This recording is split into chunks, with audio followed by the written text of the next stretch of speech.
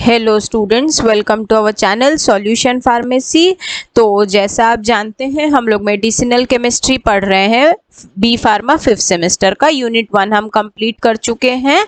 आज हम लोग यूनिट 2 स्टार्ट करेंगे और यूनिट 2 में हमारा पहला टॉपिक है एंटी एंजाइनल ड्रग्स। तो हम जिस नोट से पढ़ा रहे हैं, अगर आपको वो नोट्स चाहिए हो तो प्लीज़ आप हमारा ऐप सॉल्यूशन फार्मेसी डाउनलोड कीजिए, वहाँ नोट्स अवेलेबल हैं। अब हम लोग अपनी क्लास स्टार्ट करते हैं। हम लोग का टॉपिक जैसे है एंटी एंजाइनल ड्रग। तो एंटी एंजाइनल ड्रग कौन से ड्रग होंगे? वो ड्रग जो एंजाइना पेक्टोरिस के ट्रीटमेंट में यूजफुल होते हैं। Now what is angina pectoris? तो एंजाइना पेक्टोरिस को हम लोग day to day common language में एंजाइना बुलाते हैं। और एंजाइना जो है ये क्यों होता है, इसका कारण क्या होता है, इसका कॉज ये होता है कि जो हमारे हार्ट के आसपास की स्ट्रेटेड मसल्स हैं उन पर कुछ मेटाबोलाइट्स का एक्यूमुलेशन या जमाव हो जाता है, डिपोजिशन हो जाता है। अब जब हार्ट के आसपास के मसल्स पे डिपोजिशन हो जाता है तो जो पेशेंट है उसको सीवियर चेस्ट पेन फील होता है और साथ ही साथ में जो उसके आर्टरीज हैं उन पर ब्लड फ्लो जो है वो कम हो जाता है। जब ब्लड फ्लो कम हो जाता है तो इनएडिक्वेट क्वांटिटी ऑफ ऑक्सीजन भी मिलने लगता है। मतलब सपोज हार्ट को जितना भी ऑक्सीजन चाहिए है वो रिक्वायरमेंट फुलफिल नहीं हो पाती है। तो इस परिस्थिति में, इस कंडीशन में पेशेंट के चेस्ट पे बहुत ज़्यादा पेन होता है। तो जब बहुत ज़्यादा पेन होता है that condition is known as angina. यहाँ पर ये पॉसिबल है कि पेशेंट की कोई एक आर्टरी या एक से अधिक हार्ट की आर्टरीज जो हैं वो ब्लॉक हो गई हो या तो फिर नैरोड हो गई हो, सिकुड़ गई हो। इसको हम और एक ऐसा समझते हैं स्टूडेंट, जैसे सपोज ये अपनी एक आर्टरीज है ना, ये उनकी नॉर्मल अपनी डायामीटर है, ऐसी नॉर्मल इतनी होनी चाहिए, ठीक। अब एक तरीका क्या हो सकता है कि जैसे मान लीजिए अभी जिसको हम ये पर्पल कलर से बना रहे हैं तो ये ऐसे लगभग आर्टरीज जो है वो ब्लॉक हो गई हैं, है ना। दूसरा एक तरीका क्या है कि जैसे ये अपनी नॉर्मल आर्टरीज थी, इस प्रकार से ये कुछ डिपॉजिटेड मटेरियल्स की वजह से थोड़ी सी सिकुड़ गई है। जैसे ये देखिए ऐसा, ये ग्रीन कलर से अपन ने बना दिया।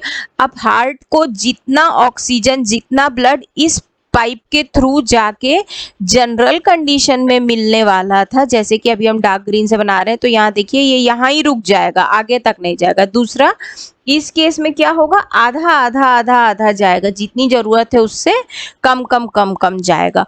तो ये दोनों कंडीशन में क्या होगा, हार्ट को proper quantity of oxygen, proper quantity of blood नहीं मिल पाएगा जो उसकी रिक्वायरमेंट थी। अब इसकी वजह से क्या होगा, चेस्ट पेन होगा। और चेस्ट पेन का रीजन क्या है कि ये जो एक्यूमुलेशन हो गया है मेटाबोलाइट का जमावड़ा, एक ये और दूसरा ये ऐसा। अभी इसके लिए रिस्पॉन्सिबल फैक्टर्स क्या हो सकते हैं, cigarette smoking, diabetes, high cholesterol, high blood pressure, कोई जेनेटिक रीजन ये हो सकता है या लाइफस्टाइल हो सकती है। तो मेजरली एंजाइना पेक्टोरिस जो कंडीशन है वो 3 टाइप्स के होते हैं। फर्स्ट होता है स्टेबल, दूसरा होता है अनस्टेबल और तीसरा होता है वेरिएंट। वेरिएंट जो है वो न्यू है, किसी कारणवश हो गया है ना। स्टेबल में क्या होगा कि यहाँ पर जो आर्थियोस्क्लेरोसिस का प्लेक है वो जमा होगा और जो वेसल्स हैं वो कॉन्स्ट्रिक्ट हो जाएंगी। इस ब्लड वेसल के कॉन्स्ट्रिक्शन से, वेसो कॉन्स्ट्रिक्शन से जो ब्लड वेसल का डायामीटर है वो सिकुड़ जाएगा, वो रिड्यूस हो जाएगा, वो छोटा हो जाएगा और इस हिसाब से ब्लड का जो फ्लो है वो रिड्यूस हो जाएगा। जैसे एक बार हम इसको स्ट्रक्चर से समझते हैं। सपोज ये हमारी आर्टरीज थी, ठीक है। अब ये आप देख सकते हो ये इनका नॉर्मल डायामीटर था, ठीक। यहाँ पर क्या होगा कि आर्थरोस्क्लेरोसिस का प्लेग जो है वो डिपॉजिट हो जाएगा, जिसको अभी हम ब्लू कलर से बना रहे हैं। तो ये देखिए ये ऐसा आर्टरीज पे ये ऐसा डिपॉजिट हो गया, ठीक है, और ऐसा ये ऐसा डिपॉजिट हो गया। अब पहले की कंडीशन में क्या हो रहा था कि जो आपने पूरी पाइप बनाई थी उसमें से प्रॉपर तरीके से ब्लड फ्लो हो रहा था। अब क्या होगा, ब्लड फ्लो के लिए डायमीटर जो है वो इतना रिड्यूस हो गया। देखिए अभी ये ब्लू कलर से अपन ने जो बनाया, बस इतना ही ब्लड इसमें से फ्लो हो पाएगा। तो ये condition is stable angina. Next है अनस्टेबल एंजाइना। तो अनस्टेबल एंजाइना में क्या होगा कि आर्थ्रोस्क्लेरोसिस की वजह से आर्टरीज जो है वो ब्लॉक हो जाएंगी और इसकी वजह से मसल्स में एकदम ज़्यादा जोर से स्पैज्म होगा, वेसल्स में एकदम जोरदार तरीके से स्पैज्म होगा। इस मरोड़ या इस स्पैज्म की वजह से प्लेक जो है यानी कि जो डिपॉजिटेड मटेरियल था वो टूट जाएगा, वो फट जाएगा और छोटे छोटे टुकड़ों में बिखर करके प्लेटलेट्स जैसा एग्रीगेट हो जाएगा, डिपॉजिट हो जाएगा और वेसल्स को कॉन्स्ट्रिक्ट करेगा। इसको भी हम एक बार स्ट्रक्चर से समझते हैं। जैसे सपोज ये थी स्टूडेंट्स आपकी, देखिए इसमें जैसे स्टूडेंट्स ये थी हमारी जनरल आर्टरी है ना, ये इसका नॉर्मल डायमीटर हो गया ऐसा, ठीक। अब यहाँ पर क्या है कि ऐसा नॉर्मल तरीके से इस पूरे से ब्लड फ्लो चल रहा था। अनस्टेबल एंजाइना के केस में ये अपनी जो आर्टरीज हैं, ये नॉर्मल डायमीटर वाली, इसमें आपका ब्लॉकेज हो जाएगा, ये कहीं कहीं से रुक जाएगी, कहीं कहीं इसमें एक थक्का जैसा जम जाएगा, कुछ जमावड़ा हो जाएगा। सपोज ये यहाँ पर ऐसा इकट्ठा हो गया है ना। अब इस आर्टरी में एक स्पैज्म क्रिएट होगा, वैसोस्पैज्म, ठीक। इस वैसोस्पैज्म की वजह से, इस मरोड़ या इस ऐठन की वजह से जो ये आपका आर्थ्रोस्क्लेरोसिस का प्लेग डिपॉजिट हुआ था ये रप्चर हो जाएगा, ऐसा टूट के बिखर जाएगा। जब ये टूट के बिखरेगा तो हमारी जो ये आर्टरीज नॉर्मल आर्टरीज थी उसके किसी एक हिस्से में ना रह करके हो सकता है यहाँ पर ऐसा थोड़ा डिपॉजिट हो जाए, फिर थोड़ा यहाँ पर डिपॉजिट हो जाए और एक के ऊपर एक ऐसा थोड़ा ऐसा डिपॉजिट हो जाए। इस कंडीशन में ब्लड का जो प्रॉपर फ्लो है वो नहीं हो पाएगा, वो कैसा हो जाएगा, वो रिस्ट्रिक्टेड हो जाएगा। इस प्रकार से ऐसा थोड़ा थोड़ा ब्लड फ्लो होगा, है ना। तो ये केस जो होता है that is known as unstable angina. और थर्ड जो कंडीशन है दैट इज वेरिएंट एंजाइना। यहाँ पर क्या होगा, आर्थ्रोस्क्लेरोसिस का प्लेग नहीं होगा लेकिन इनएडिक्वेट सप्लाई ऑफ ऑक्सीजन होगा, मतलब इशेमिया की कंडीशन होगी जहाँ पर जरूरत से कम ऑक्सीजन बॉडी को मिलेगा, बॉडी के पर्टिकुलर पार्ट को यानी कि हार्ट को मिलेगा। तो यहाँ पर इस इनसफिशिएंट क्वांटिटी ऑफ ऑक्सीजन की वजह से बहुत ज़्यादा वेसल्स में स्पैज्म की कंडीशन हो जाएगी और ये कंडीशन जो है ये जनरली यंग विमेंस को होती है और वो भी अर्ली मॉर्निंग के टाइम पर होती है।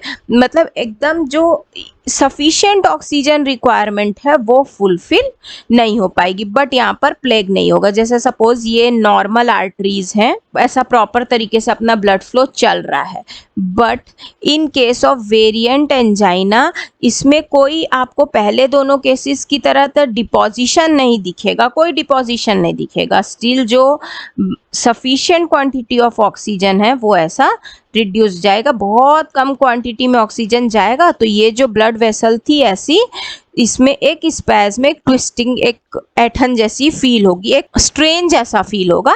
देन वो कंडीशन जो है that is known as variant angina. Next अब देखिए एंजाइना का रीजन आप समझ लिए, but how we can treat, तो इसकी थेरेपीज क्या क्या हो सकती हैं। फर्स्ट हो सकता है हमें टारगेट करना है कि इससे डेथ को हम प्रिवेंट कर सकें। हमारा मेन टारगेट होता है कि ये मायोकार्डियल इन्फेक्शन और डेथ में कन्वर्ट ना हो।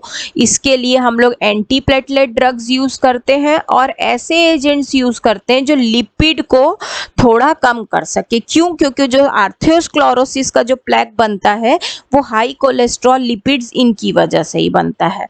एक दूसरा लाइन ऑफ ट्रीटमेंट ये हो सकता है कि हम ACE इनहिबिटर्स ड्रग दें, मतलब angiotensin converting enzyme inhibitor drugs दें। इससे क्या होगा, जो कोरोनरी आर्टरी होने की जो डिजीजेज है वो चांसेस कम हो जाएंगे। तीसरा हो सकता है कोरोनरी शंट, वहां पर शंट डाला जाए। देन कोई एंटी लिपिड ड्रग जो लिपिड को डिपॉजिट ना होने दे, हिपैरिन जो ब्लड को डाइल्यूटेड रखे, और एंटी प्लेटलेट ड्रग्स। तो ये सारे लाइन ऑफ ट्रीटमेंट्स हैं, इनको हम यूज कर सकते हैं एंजाइना पेक्टोरिस के ट्रीटमेंट में। अब इसमें देखिए जैसे डिफरेंट तरीके क्या होते हैं। फर्स्ट हो सकता है एंजाइना ऑफ एफर्ट। अब हम इसमें क्या करेंगे, एक ऐसी टेक्निक है, एक आप बोल सकते हो ऐसी थेरेपी है जिसमें हम क्रॉनिक एंजाइना ट्रीट करेंगे। वो भी कौन सा वाला, स्टेबल वाला। यहाँ पर हम लंबे समय तक nitrates, calcium channel blocker, beta blocker ऐसी ड्रग्स देंगे, और वो भी हम कॉम्बिनेशन थेरेपी में देंगे।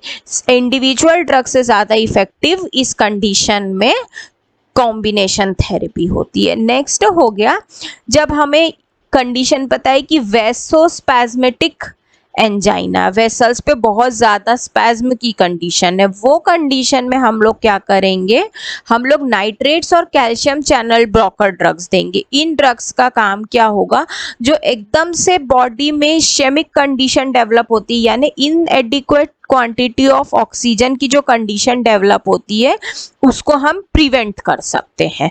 और साथ ही साथ में यहाँ पर क्या होता है कि मैक्सिमम केसेस ऐसे ऑब्जर्व किए गए हैं, 70% केसेस ऐसे ऑब्जर्व किए गए हैं कि नाइट्रेट और कैल्शियम चैनल ब्लॉकर ड्रग देने की वजह से जो एंजाइना का अटैकिंग है वो रिड्यूस हो चुका है, वो कंप्लीटली एबॉलिश हो जाता है। मतलब एंजाइनल अटैक पेशेंट का प्रिवेंट हो जाता है।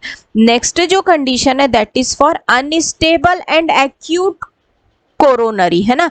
एक्यूट मतलब ये बहुत अभी रीसेंट का कंडीशन है, और अनस्टेबल वाला एंजाइना है। तो ऐसे पेशेंट जिनका एंजाइना अनस्टेबल वाला है और जिनको रेस्ट की कंडीशन में भी, आराम करने की स्थिति में भी इशेमिया ऑब्जर्व होता है, या जिनकी बॉडी में थ्रोम्बोसिस हो सकता है, थ्रोम्बोटिक ऑक्यूलेशन होता है, मतलब जो ब्लड का डिपोजिशन है या ब्लड का जो क्लॉटिंग वाला प्रोसेस है वो होता है, तो उस कंडीशन में हम क्या करते हैं कि यहाँ पर एंटी कोगुलेंट और एंटी प्लेटलेट ड्रग्स देते हैं। देखिए इस कंडीशन में क्या होगा कि जैसे पेशेंट की बॉडी में ऐसे ब्लड क्लॉटिंग की टेंडेंसी ज़्यादा है, तो उसके लिए we need anticoagulant drugs, ताकि उसका ब्लड जो है वो डाइल्यूटेड फॉर्म पे रहे, मेल्टेड पतला रहे, और अपना प्रॉपर फ्लो मेंटेन कर सके। पतला नहीं करना है ड्रग ब्लड को, हमें ड्रग को नॉर्मल कंसिस्टेंसी में रखना है। यहाँ पर हम ये वर्ड डाइल्यूशन इसलिए यूज कर सकते हैं बिकॉज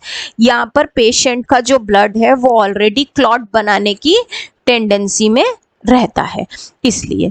तो ये तो कंडीशंस हो गए स्टूडेंट्स कि आप कैसे लाइन ऑफ ट्रीटमेंट को यूज करेंगे। अब जो ड्रग्स की हम बात करें तो वो किस प्रकार से होते हैं, उनका क्लासिफिकेशन सिस्टम क्या होता है। तो एंटी एंजाइनल ड्रग्स जो हैं इसमें देखिए मेजर क्लासेस होते हैं आपके nitrate, then calcium channel blocker drugs, then beta blocker drugs, then cardiovascular glycosides. कुछ हैं मिसलेनियस एजेंट जिनका मैकेनिज्म ऑफ एक्शन जो है वो थोड़ा सा डिफरेंट है, जैसे कि फॉर एग्जांपल अगर हम एस्पिरिन की बात करें तो एस्पिरिन को हम जनरली NSAIDs वगैरह में यूज़ करते हैं, है ना। बट इसका एक और एक्शन ये भी है दैट ये जो है ये प्लेटलेट काउंट को रिड्यूस करता है, तो ब्लड को थिन के करने के भी यूज में आ सकता है ना। इसके बाद में जैसे अपन कैल्शियम चैनल ब्लॉकर की बात करें तो इट इज फर्दर सब डिवाइडेड 1,4 डाईहाइड्रोपाइरिडीन्स, यानी कि ऐसे ड्रग जिनमें पाइरिडीन होगा तो नेक्रीपाइडिन। फिर डाईफिनाइल अल्काइलमीन, जैसे इसमें 2 फिनाइल और अल्काइल ग्रुप होंगे, वेरापामिल। देन बेंजोथायाजेपिन, इसमें डिलीटाजैम। देन डाईअमीनो प्रोपेनॉल ईथर्स, तो बेपेरिडिल।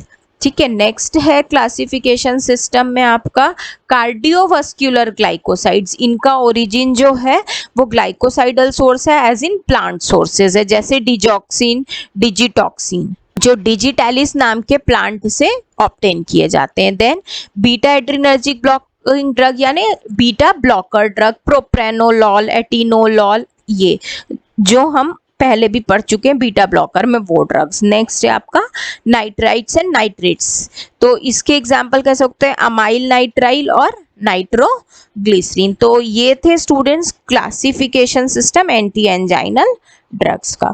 तो ये था student introduction and classification about the anti anginal drugs. I hope आपको ये कंटेंट समझ में आया होगा। अगर आपको हमारा ये नोट्स चाहिए हो तो प्लीज़ आप हमारा ऐप सॉल्यूशन फार्मेसी डाउनलोड कीजिए। Till then thank you so much.